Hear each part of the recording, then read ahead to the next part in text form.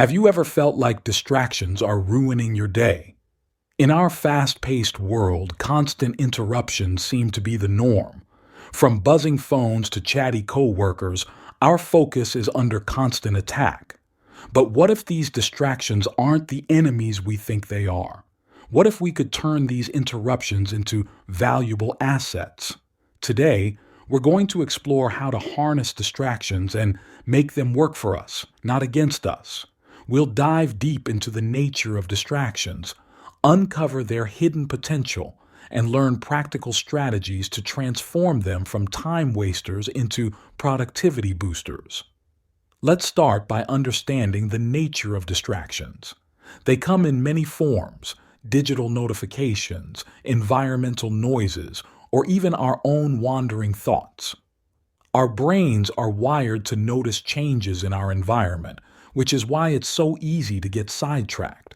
But this sensitivity to our surroundings isn't always a bad thing. It's a survival mechanism that has helped humans thrive for thousands of years.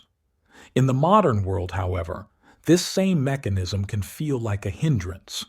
We're bombarded with stimuli constantly, making it challenging to maintain focus on a single task. But here's where things get interesting. What if we could use this natural tendency to our advantage? This brings us to the hidden potential in distractions. Instead of viewing interruptions as purely negative, we can start to see them as opportunities. A momentary break in focus can actually be beneficial.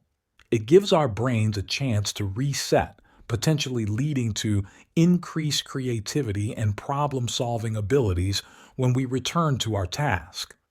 Think about those times when you've been stuck on a problem, only to have the solution pop into your head while you're doing something completely unrelated. That's your brain working in the background, making connections you might not have seen if you'd kept pushing through without a break. To tap into this potential, we need to develop mindfulness and awareness.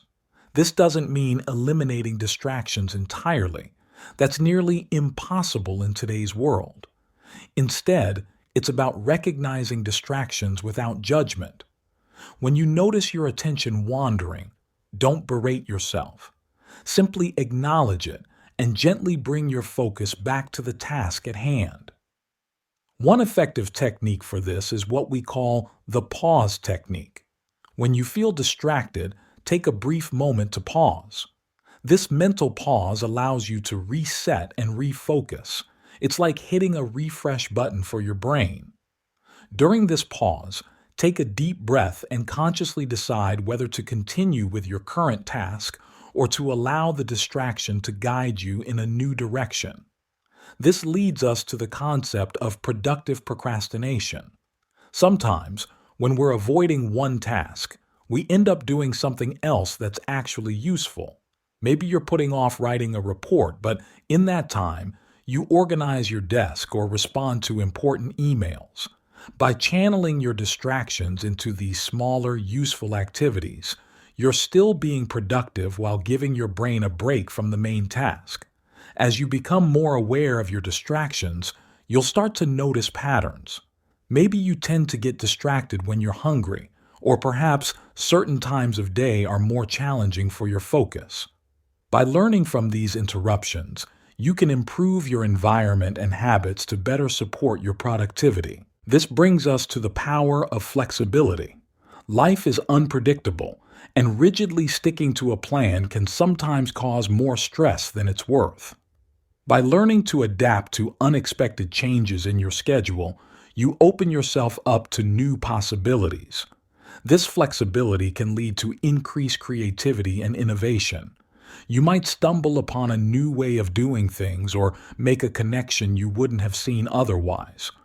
While we're learning to work with our distractions, it's also important to build distraction-resistant focus. This might seem contradictory, but it's all about balance.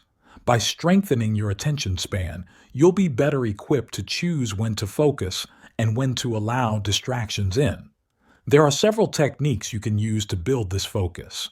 One is the Pomodoro technique, where you work intensely for 25 minutes, then take a 5-minute break. Another is creating an environment that supports concentration.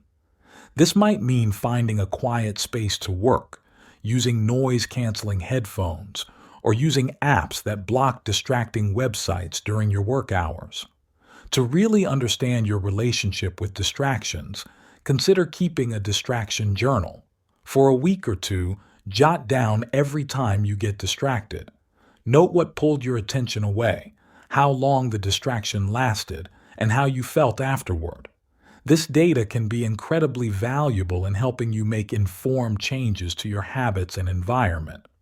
As you work on managing distractions, it's important to find a balance between structure and spontaneity.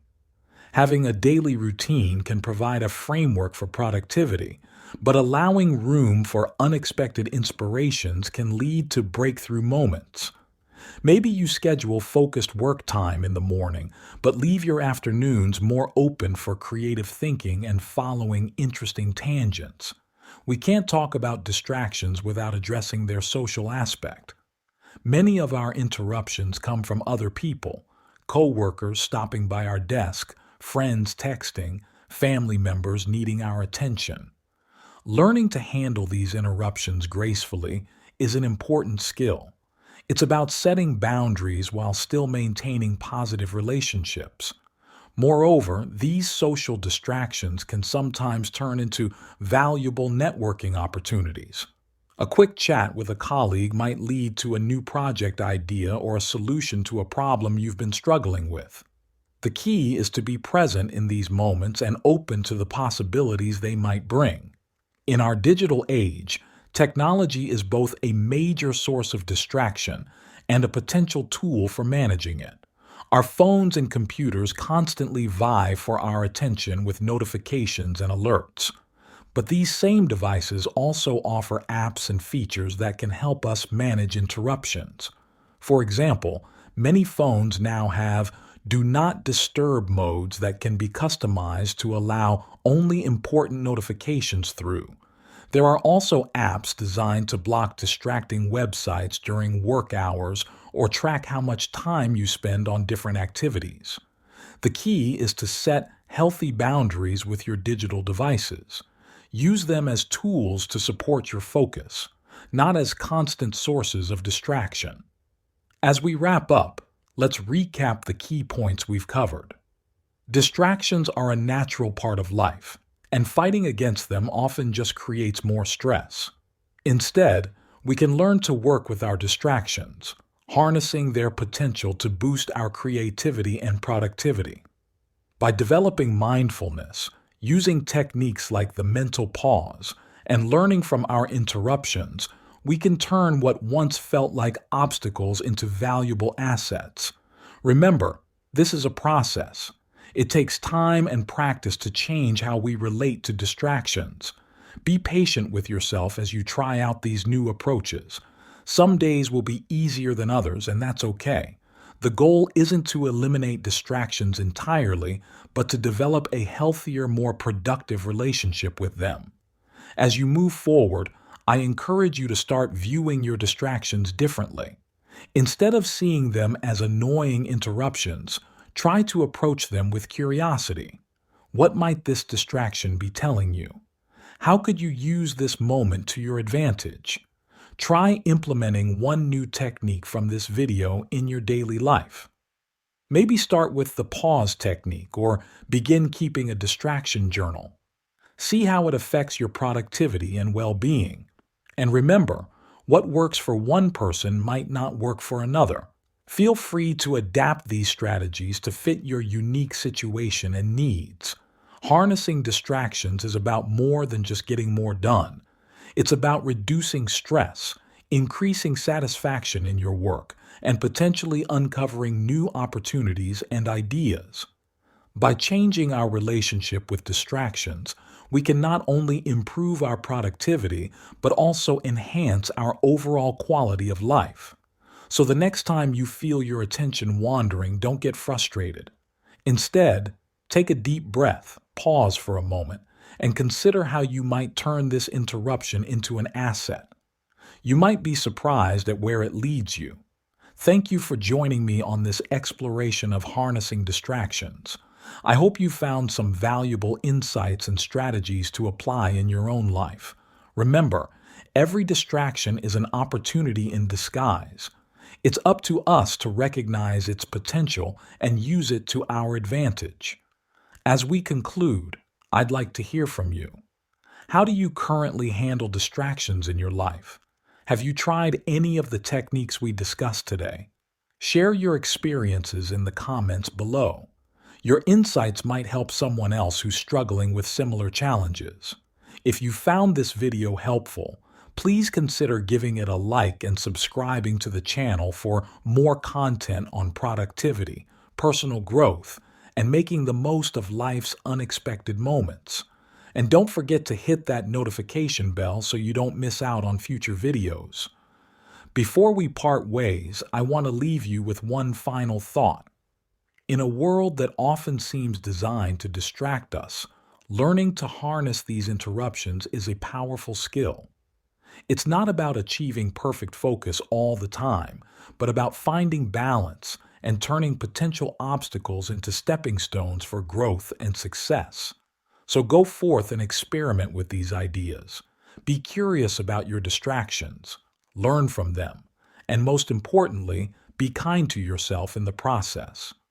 Change takes time, but with patience and practice, you can transform your relationship with distractions and open up new possibilities in your life and work.